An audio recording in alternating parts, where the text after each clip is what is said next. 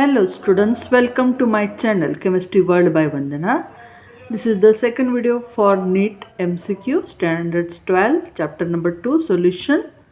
Already in first part I have discussed 5 MCQs. In this part again I will discuss 5 to 6 MCQ. Let us continue. चलो भाई, तो इसमें मैं आपका next जो MCQ है उसको पढ़ने जा रही हूँ. ध्यान से देखिए. नीट है और अपना चैप्टर सॉल्यूशन इसका हम चल रहे हैं डिस्कशन में. 0.002 मोलर एक्वस सॉल्यूशन है. एन ऑर्गेनिक कंपाउंड दिया है कोबाल्ट पेंटा अमोनिया नाइट्रोक्लोराइड का, जो फ्रीजेस हो रहा है -0.00732 degree Celsius. And number of the moles of ions which 1 mole of ionic produces on being dissolved in water will be. Question को पहले समझ लीजिए कि भाई आपको जो मोलैलिटी का सॉल्यूशन दिया है 0.0020, राइट, जो इसका फ्रीजिंग पॉइंट इतना है. तो number of moles of ions हमें देखने हैं. जो 1 मोल जो आयनिक कंपाउंड जो बनाएगा, नंबर ऑफ मोल्स आयंस, जब हम पानी में उसको डिजॉल्व करेंगे. जो जो चीज़ें दी है उसको ठीक से ध्यान से देख लें और उसको लिख के फिर सॉल्व करना है. तो बहुत आसान है एक क्वेश्चन.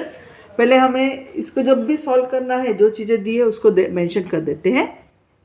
मोलैलिटी दी है 0.0020, राइट. फिर हमें फ्रीजिंग पॉइंट दिया है सॉल्यूशन का -0.00732 डिग्री सेल्सियस, राइट. हमारे पास यहाँ पे निकालना है हमें कि भाई नंबर ऑफ मोल्स आयंस जो भी होते हैं, नंबर ऑफ मोल्स आयंस किसमें, जब भी number of moles of ions when 1 mole compound produces. जो भी नंबर ऑफ आयंस होते हैं जो एक मोल कंपाउंड प्रोड्यूस करता है उसे हम बोलते हैं वॉट ऑफ फैक्टर्स, और वो आय होता है, राइट. जब भी यहाँ पे 1 मोल आयन का बोला है नंबर ऑफ आयंस जो प्रोड्यूस होगा, जब 1 मोल आयन कंपाउंड को डिजॉल्व किया पानी के अंदर तो कितने नंबर ऑफ मोल्स डिजॉल्व करेगा, तो उसको बोलते हैं वॉट ऑफ फैक्टर. आय हमें ढूंढना है. हमारे पास जो जो चीज़ें दी है उस पे से हमारे पास फॉर्मूला है delta TF is equal to IKF into M. बस इस फॉर्मूले का यूज़ करके हमें ये चीज़ें करनी है. बिल्कुल सिंपल है. आय हमें निकालना है, राइट. हमारे पास डेल्टा TF के लिए फॉर्मूला है TF0, right, freezing point of the solvent minus freezing point of the solution, right. अब यहाँ पे हमें जो जो चीज़ें दी है आप देख लीजिए. वाटर है, फ्रीजिंग पॉइंट वाटर का आपको पता है 0 -0.7732 डिग्री सेल्सियस. और इसका अगर आप करते हो तो 0. माइनस माइनस प्लस हो जाएगा, तो 0.00732 डिग्री सेल्सियस. ये हमारा आया, किसका आया, डेल्टा TF. ठीक है. तो चलो वैल्यू डाल देते हैं. क्या क्या चीज़ें, डेल्टा TF है हमारे पास, KF है, M है, I आराम से निकल जाएगा. सो I इज इक्वल टू, हम यहाँ पे लिख लेते हैं delta TF upon KF into M. चलो वैल्यू डाल देते हैं. डेल्टा TF की 0.000732 अपॉन KF हमारा आता है लगभग कितना है, K हमारा दिया हुआ 1.86, मोलैलिटी दी है 0.0020. बस इसको सॉल्व करने के लिए थोड़ा सा हमें देखना पड़ेगा. मैं इसको होल नंबर में कन्वर्ट कर लेती हूँ. 732 1 2 3 4 5, तो नेचुरली 10⁻⁵, राइट. डिवाइडेड यहाँ पे भी देख लेते हैं 186, राइट, मतलब 10⁻². 2 हाउस आगे चलेगा. यहाँ पे भी देख लो जो 1 2 3 20, तो हमारा 10⁻⁴. ठीक है. तो देख लीजिए यहाँ पे.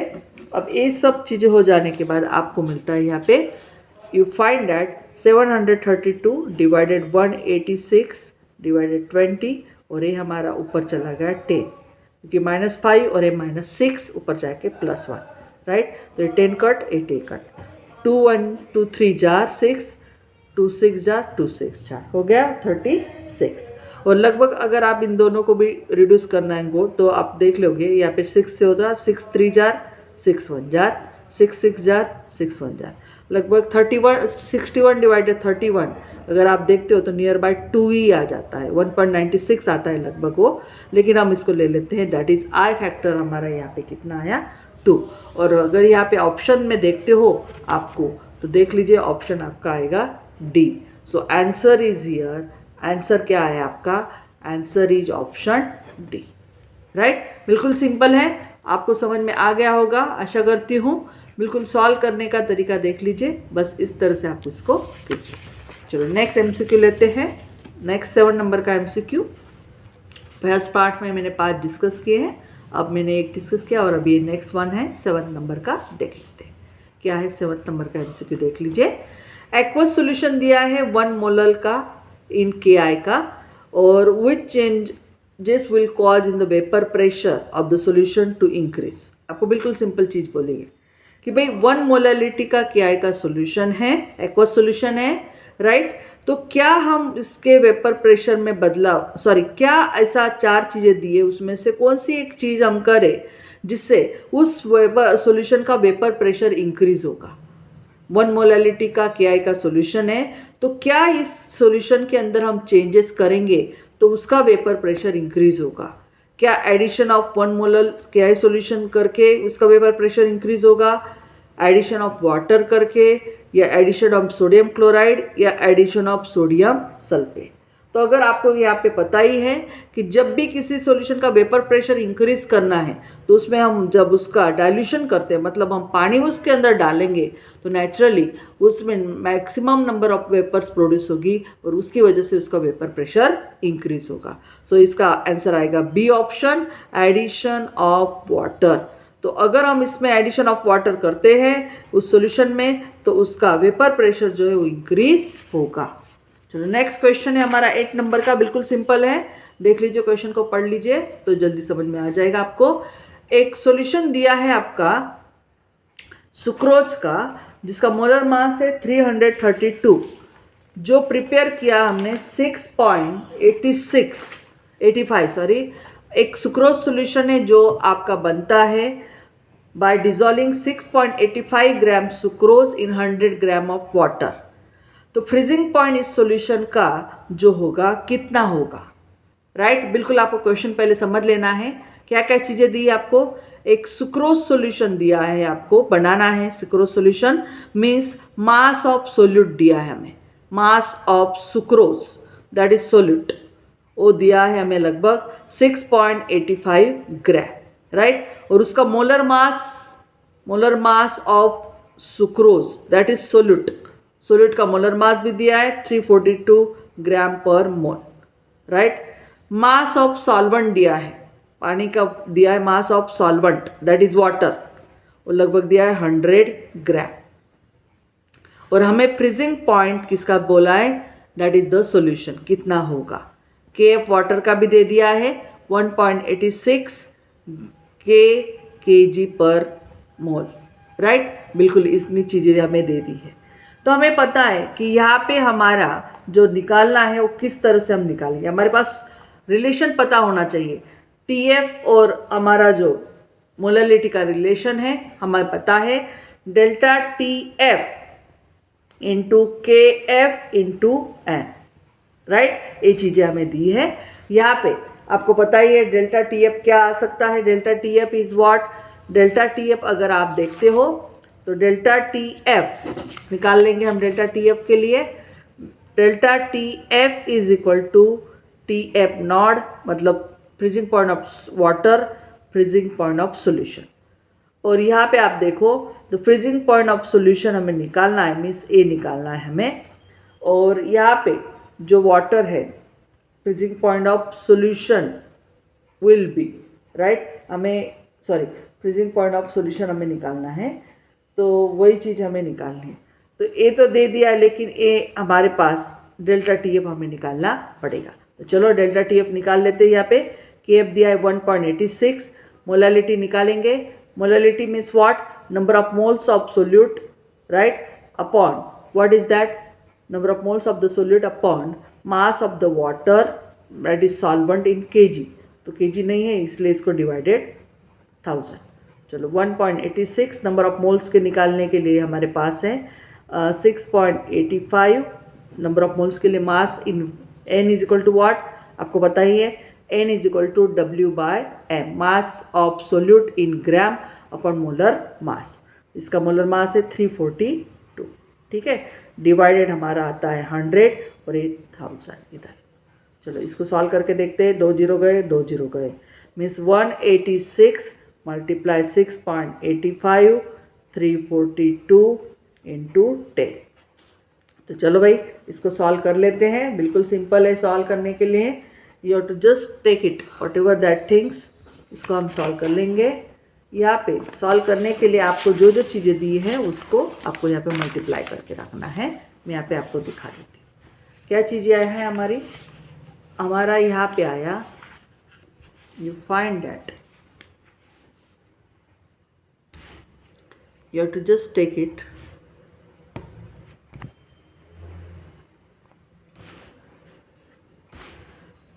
one point you find that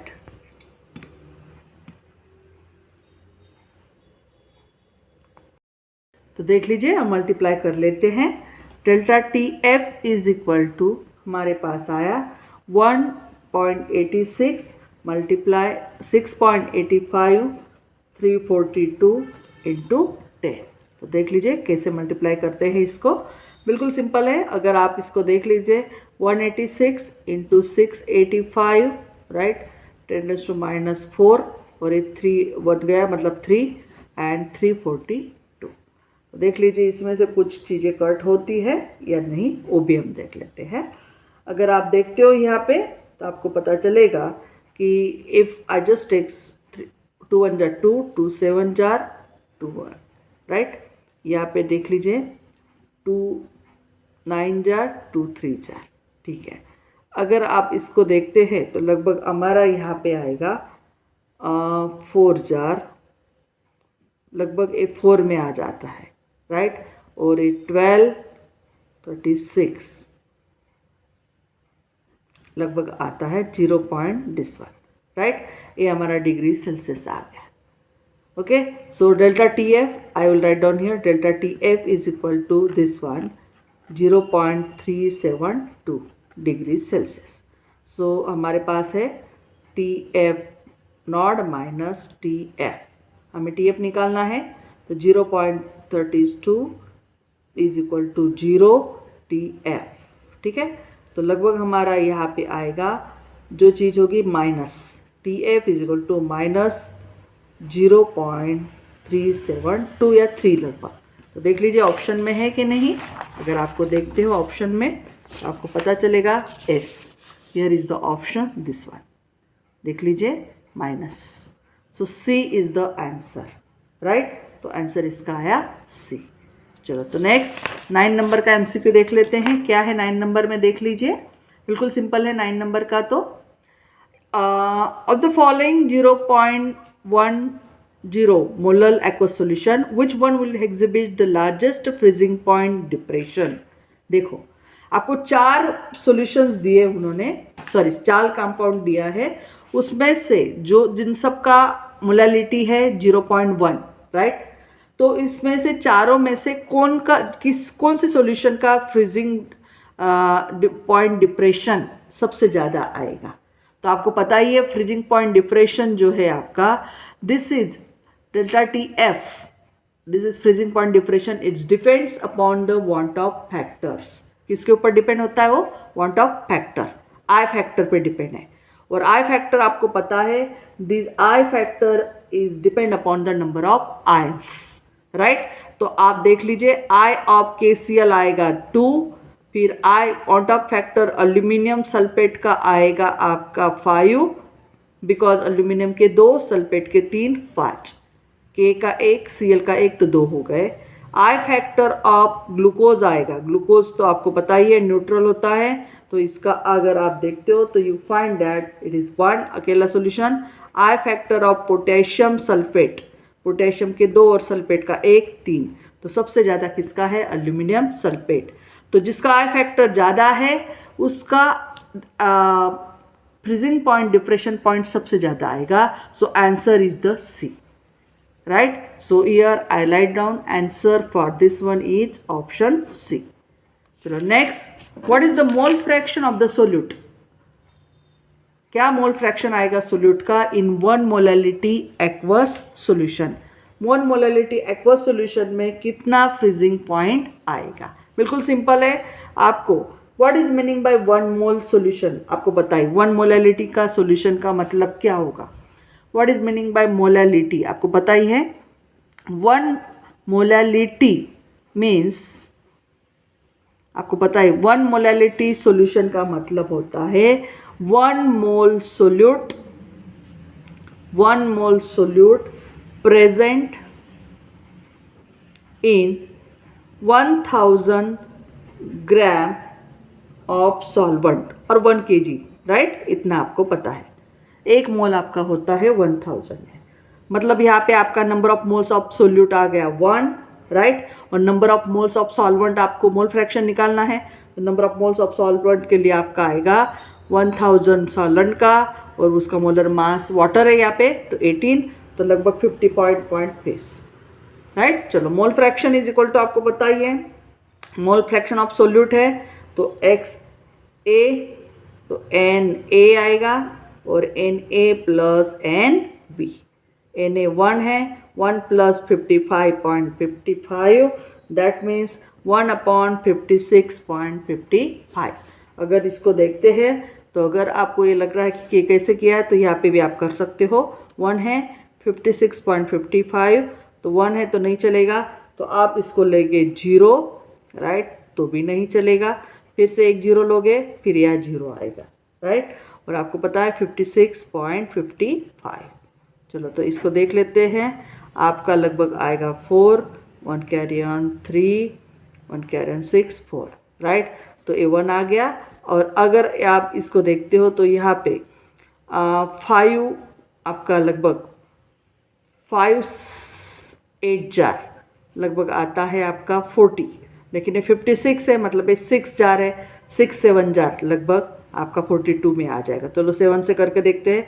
35, 38 and 42, 45 and 35, 39, right? लगभग आपका आया ये इतना, मतलब आपका 10 इतना आता है 0.017. देख लीजिए इसके नज़दीक कोई है नंबर, आगे करने की ज़रूरत ही नहीं पड़ेगी क्योंकि यहाँ पे दिख रहा है आपको कि 0.0 में अगर आप देखते हो तो ए नंबर आ गया. सिर्फ आपका 0 आने के बाद ही डायरेक्ट आपका 1 आ जाता है. तो आप देख लीजिए यहाँ पे आगे करने की ज़रूरत ही नहीं क्योंकि आ गया ऑप्शन बी. बस यही चीज़ है आपकी, इतना आपको समझ में आ जाना चाहिए. ओके, तो इतने मैंने यहाँ पे आपसे 5 MCQ डिस्कस किए. Thank you for watching my video. Please subscribe my video and share to maximum students. If you have any doubt ask me in comment box. Thank you.